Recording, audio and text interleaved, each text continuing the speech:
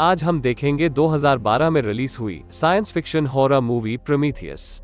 Spoilers ahead. ये कहानी शुरू होती है आज से 10,000 साल पहले, एक अविस्मरणीय घाटी से, जहां किसी विशाल चीज की परछाई धरती पर आगे बढ़ रही है। वह विशाल चीज दरअसल एक स्पेसशिप है। एक आदमी झरने के मुहाने पर आता है। वो आदमी एक एलियन होता है। वह एक अजीब से दिखने वाले बर्तन से एक कटोरी उठाता है और उसमें मौजूद पदार्थ को पी लेता है। तभी वह स्पेसशिप वहां से जाने लगती है। उस पदार्थ को पीने के कारण एलियन का शरीर गलने और फटने लगता है, यहाँ तक कि उसके शरीर के डीएनए तक टूट जाते हैं। फिर वह झरने में गिरता है और उसका शरीर पूरी तरह से नष्ट होते हुए पानी में घुलने लगता है। उस एलियन का डीएनए पानी से मिलकर एक नए डीएनए का निर्माण करने लगता है और इस नए डीएनए से मानव जीवन की शुरुआत होती है। इस घटना के 10,000 साल बाद कहानी सन 2089 में आती है। वैज्ञानिकों की एक टीम स्कॉटलैंड में कुछ खोजबीन कर रही है। इस टीम का नेतृत्व डॉक्टर हॉलोवे और डॉक्टर शॉ कर रहे हैं।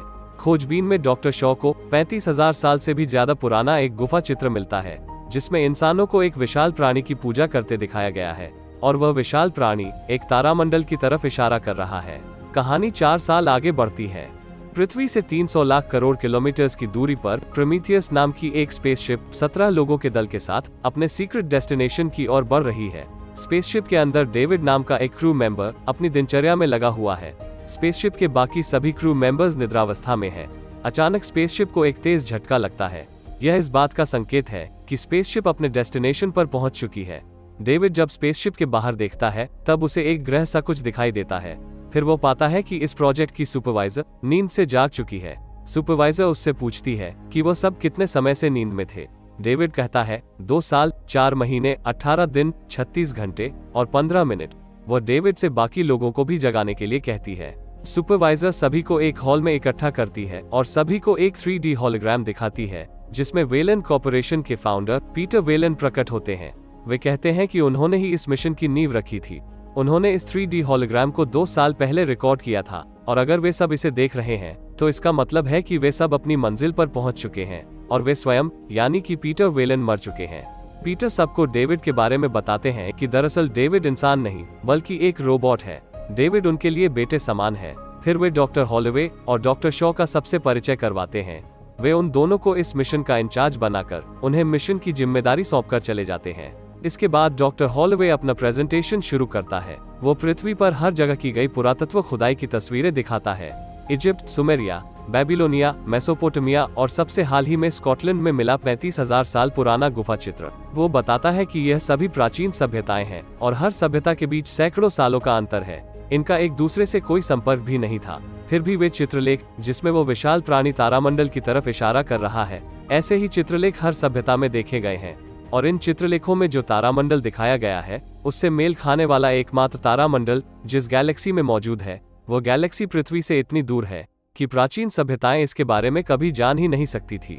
सरप्राइजिंगली उस गैलेक्सी में एक सूरज भी है और उस सूरज का चक्कर एक प्लैनेट लगा रहा है जिसके 3 चांद हैं।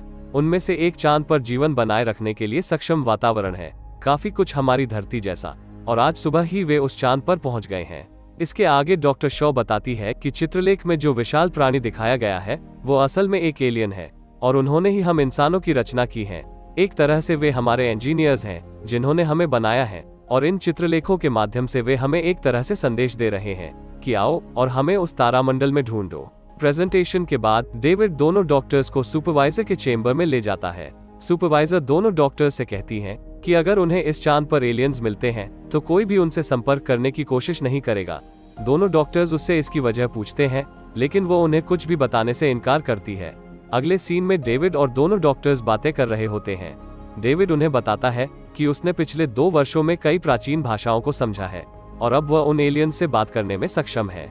फिर वे लोग उनकी स्पेसशिप उस चांद पर उतारने लगते हैं। तभी डॉक्टर हॉलोवे की नजर एक स्ट्रक्चर पर पड़ती है।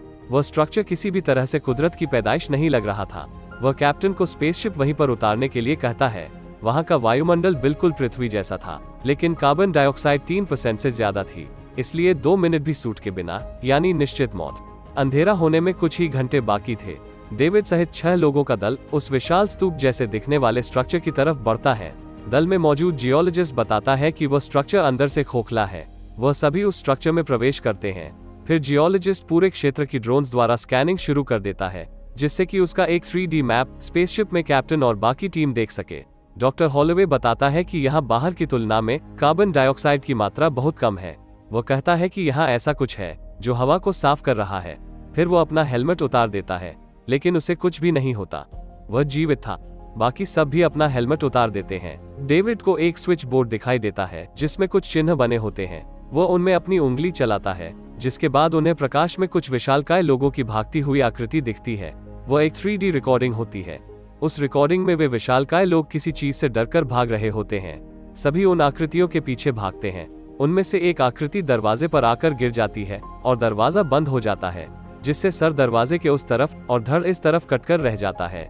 जियोलॉजिस्ट उस विशालकाय प्राणी का शरीर देखकर घबरा जाता है और बायोलॉजिस्ट के साथ वहां से स्पेसशिप पर लौट जाता है।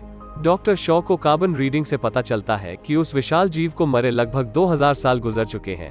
तब तक डेविड स्विच बोर्ड पर उंगली चलाकर दरवाजे के कोड को डिकोड करते हुए दरवाजा खोल देता है। उन्हें दूसरी तरफ उस जीव का सर पड़ा मिलता है और मिलती है एक विशालकाय चेहरे की मूर्ति। पूरे कमरे में बहुत सारे पिंड जमा कर रखे हुए थे। जमीन पर केचुए जैसे जीव थे। छत पर एक बहुत बड़ी पेंटिंग बनी हुई थी, लेकिन उनके उस कमरे में प्रवेश करते ही कमरे में बदलाव आना शुरू हो जाता है। वहां रखे हुए पिंड पिघलने लगते हैं और उनमें से एक काले रंग का द्रव्य बहने लगता है। छत पर लगी पेंटिंग भी खराब होना शुरू हो जाती है। डॉक्टर शॉ समझ जाती है कि उनके आने से कमरे का टेम्परेचर बदल गया है। वह सभी को जल्दी से वहां से बाहर निकलने के लिए कहती है और उस कटे हुए सर को अपने साथ ले जाने के लिए एक बड़े से पॉलिथीन बैग में डाल लेती है। तभी कैप्टन सभी को सूचित करता है कि तूफान आने वाला है, इसलिए तुरंत स्पेसशिप पर लौट आए। डॉक्टर शॉ और वक्त मांगती है, लेकिन सुपरवाइजर उन्हें सिर्फ 15 मिनट की मोहलत देती है, जिसके बाद वह स्पेसशिप का दरवाजा बंद करने वाली थी। इधर डेविड सबसे छिपाकर धीरे से एक पिंड अपने बैग में डाल लेता है। उन पिंडों से निकलते द्रव्य को कुछ केचुए अपना भोजन बना रहे थे। वे सब तेजी से स्पेसशिप की ओर बढ़ते हैं। तूफान 200 किलोमीटर प्रति घंटे की गति से उनके पीछे आ रहा होता है। यह कोई साधारण तूफान नहीं था। उसमें सिलिका के कण और हजारों वोल्ट की बिजली थी। वे लोग स्पेसशिप पर बस पहुंच ही पाते हैं कि तभी उनके वाहन से एलियन का सर उछलकर गिर जाता है। उस सर को उठाने के चक्कर में डॉक्टर शॉ तूफान में उड़ जाती है। डॉक्टर हॉलोवे डॉक्टर शॉ को बचाने की नाकाम कोशिश करता है। तभी डेविड आकर उन दोनों को बचा लेता है। स्पेसशिप पर उन्हें पता चलता है कि बायोलॉजिस्ट और जियोलॉजिस्ट तो स्पेसशिप पर लौटे ही नहीं, असल में वो दोनों उस गुफानुमा स्ट्रक्चर में रास्ता भटक गए थे। कैप्टन उन दोनों को मैसेज करता है कि तूफान के कारण उन दोनों को रात उसी स्ट्रक्चर में गुजारनी होगी। उधर स्ट्रक्चर के अंदर उन दोनों को एलियंस की लाशों का ढेर मिलता है। ये लाशें 2000 साल पुरानी थी। इधर स्पेसशिप पर डॉक्टर्स एलियन के सर का एनालिसिस करते हैं, जिसमें उन्हें पता चलता है कि जिसे वे उस एलियन का सर समझ रहे थे वह तो बस हेलमेट है। उस एलियन का सर तो उस हेलमेट के अंदर होता है। उसके सर की ओर जांच करने पर पता चलता है कि वह किसी वायरस से इन्फेक्टेड है। उस वायरस के बारे में और जानने के लिए वे उस वायरस को सक्रिय करते हैं। इसके आगे वे और कुछ जान पाते। इन्फेक्शन के कारण वो सर एक जोरदार हरकत से फट पड़ता है। एलियन के डीएनए की जांच करने के बाद पता चलता है कि एलियन का डीएनए इंसानों के डीएनए से हूबहू मैच करता है, जिससे ये साफ हो जाता है कि ये एलियंस ही हमारे पूर्वज हैं। यही वे एलियन इंजीनियर्स हैं जिन्हें ढूंढने वे यहाँ आए हैं।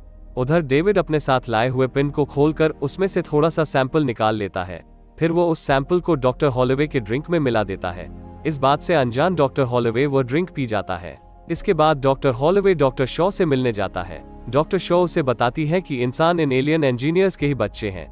बच्चों का जिक्र आने के कारण डॉक्टर शॉ रोने लगती है, क्योंकि एक मेडिकल कंडीशन के कारण वो कभी मां नहीं बन सकती थी।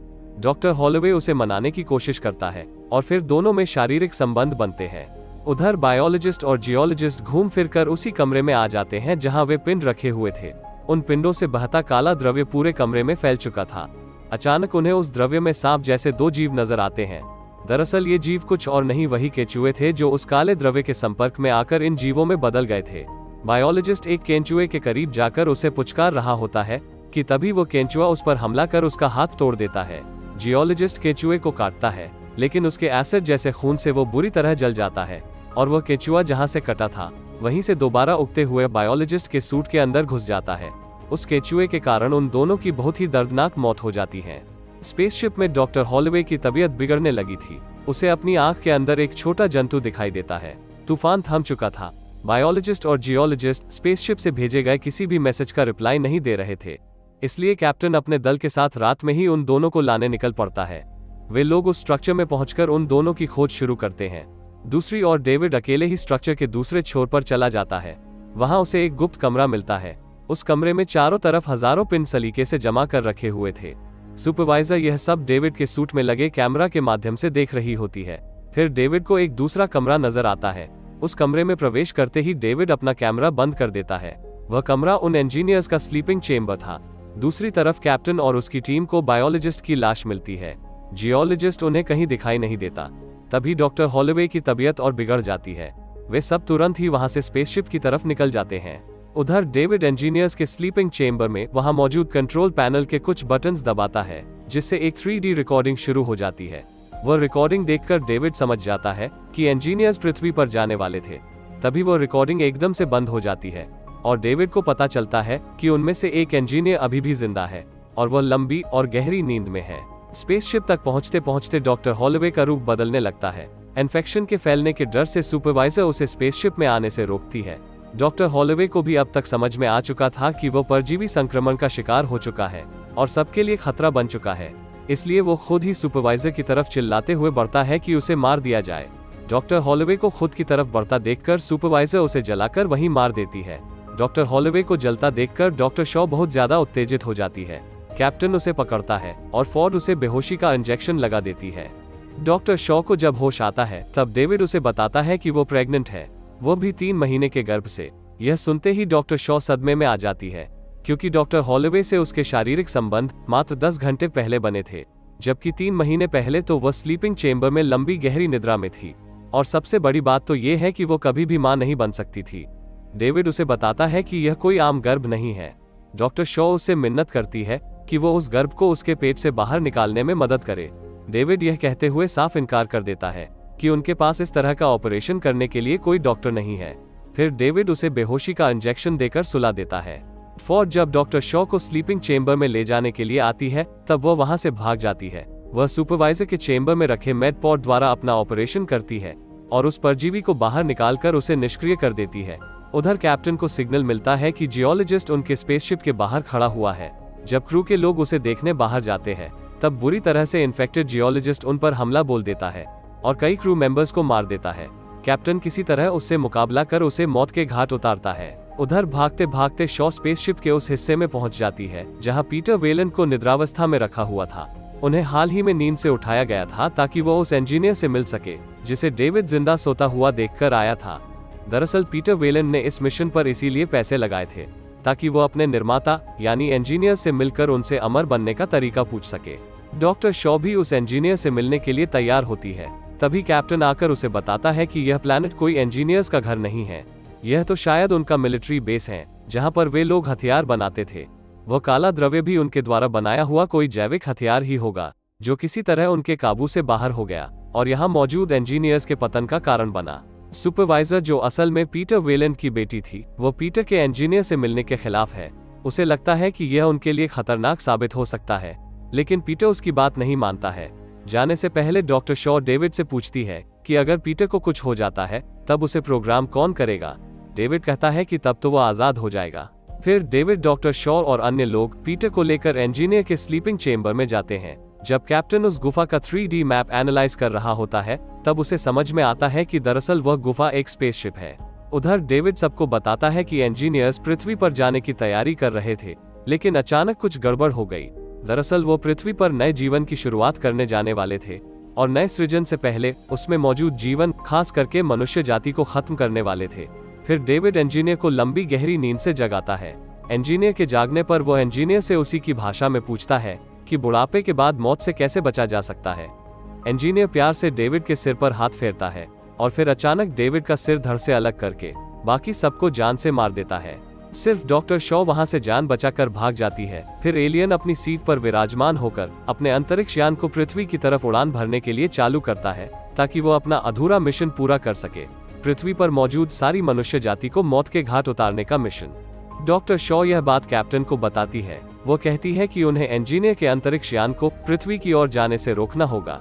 कैप्टन कहता है कि उनका जहाज कोई जंगी जहाज नहीं है, पर डॉक्टर शॉ कैप्टन से कहती है कि हर हाल में उसे ही इंजीनियर को पृथ्वी की ओर उड़ान भरने से रोकना होगा। कैप्टन अपने क्रू को तुरंत सुपर इंजन को शुरू करने के लिए कहता है ताकि उनका स्पेसशिप प्रोमीथियस गोली के समान तेज गति पकड़ ले। सुपरवाइजर कहती है कि उसे इन सब में नहीं पड़ना है, यह स्पेसशिप उसका है और इसलिए यहाँ उसी की चलेगी। कैप्टन सुपरवाइजर से कहता है कि वो उसका लाइफ चेंबर सतह पर उतार देगा, जिसमें वो 2 साल तक जिंदा रह सकती है। सुपरवाइजर तुरंत ही लाइफ चेंबर में जाने के लिए भागती है। कैप्टन बाकी क्रू मेंबर्स को भी लाइफ चेंबर में जाने की हिदायत देता है, लेकिन कोई और नहीं जाता है और वो सब कैप्टन के साथ पृथ्वी को बचाने के लिए खुशी खुशी अपने प्राणों की आहुति देने को तैयार हो जाते हैं। उधर इंजीनियर का अंतरिक्ष यान अपनी उड़ान भरना शुरू कर चुका था। कैप्टन पहले लाइफ बोट्स को स्पेसशिप से अलग कर सतह पर रिलीज करता है और इसके बाद सुपरवाइजर को भी उसके लाइफ चेंबर सहित रिलीज कर देता है। स्पेसशिप प्रोमीथियस के सुपर इंजन के स्टार्ट होते ही वह जाकर द्रुत गति से इंजीनियर के अंतरिक्ष यान से टकरा जाता है। भारी विस्फोट के साथ पूरा अंतरिक्ष यान तबाह होता हुआ सतह पर आकर गिरता है। गिरते हुए वो अपनी चपेट में सुपरवाइजर और डॉक्टर शॉ को भी ले लेता है। सुपरवाइजर मर जाती है, लेकिन एक चट्टान की आड़ के कारण डॉक्टर शॉ बच जाती है। उसके ऑक्सीजन सिलेंडर में सिर्फ 2 मिनट की ऑक्सीजन बची थी। वो ऑक्सीजन लेने कैप्टन द्वारा इजेक्ट किए गए लाइफ बोट में जाती है। वहाँ उसे एक परजीवी दिखता है। वो खाली मेडपॉड देखकर समझ जाती है कि वह परजीवी दरअसल वही ऑक्टोपस है जो उसके गर्भ से निकला था। वह उसके गर्भ से निकलकर मरा नहीं था, बल्कि और भी बड़ा हो गया था। फिर डॉक्टर शॉ को वायरलेस रेडियो में डेविड की आवाज सुनाई देती है। वो उसे बताता है कि इंजीनियर उसे मारने आ रहा है। फिर इंजीनियर डॉक्टर शॉ पर हमला कर देता है। तभी डॉक्टर शॉ ऑक्टोपस के दरवाजे को अनलॉक कर देती है। वो ऑक्टोपस इंजीनियर पर हमला कर देता है। उन दोनों के बीच से डॉक्टर शॉ जान बचाकर भाग जाती है। डॉक्टर शॉ हिम्मत हार चुकी थी। वह डॉक्टर हॉलोवे को याद करके रोने लगती है। तभी डेविड की आवाज फिर से वायरलेस रेडियो पर आती है। डेविड डॉक्टर शॉ से मदद मांगता है। डॉक्टर शॉ पूछती है कि भला वो उसकी मदद क्यों करे। तब डेविड उसे बताता है कि यहाँ पर और भी बहुत सारे एलियन स्पेसशिप हैं और उसे उड़ाना सिर्फ वह जानता है। डॉक्टर शॉ डेविड की मदद को पहुंचती है। डेविड बताता है कि एक बार वो नए एलियन स्पेसशिप पर पहुंच जाए तो फिर पृथ्वी पर लौटने का रास्ता बिल्कुल सरल हो जाएगा। डॉक्टर शॉ कहती है कि वो वापस पृथ्वी पर नहीं लौटना चाहती, बल्कि वो वहां जाना चाहती है जहां से इंजीनियर्स आए थे। डेविड इसका कारण पूछता है। डॉक्टर शॉ कहती है कि पहले इंजीनियर्स ने उन्हें बनाया, फिर मारने की कोशिश की। आखिर उन्होंने ऐसा क्यों किया, वह इसकी वजह जानना चाहती है। डॉक्टर शॉ पृथ्वी पर अपना मैसेज भेजती है कि प्रोमीथियस स्पेसशिप और उसका सारा क्रू खत्म हो चुका है और जो भी पृथ्वी में इस मैसेज को सुन रहा है वो यहाँ इस चांद पर आने की कोशिश कभी भी ना करे, क्योंकि यहाँ अब सिर्फ मौत है। फिर डेविड और डॉक्टर शॉ उस ग्रह के लिए उड़ान भरते हैं जहाँ से वे इंजीनियर्स आए थे। उधर लाइफ बोट में इंजीनियर की छाती फाड़कर एक एलियन बाहर निकलता है। वह एक भयंकर आवाज में चीखता है और यहीं पर यह मूवी समाप्त हो जाती है। इस मूवी का अगला भाग एलियन कवेनेंट हमारे चैनल पर जरूर देखें।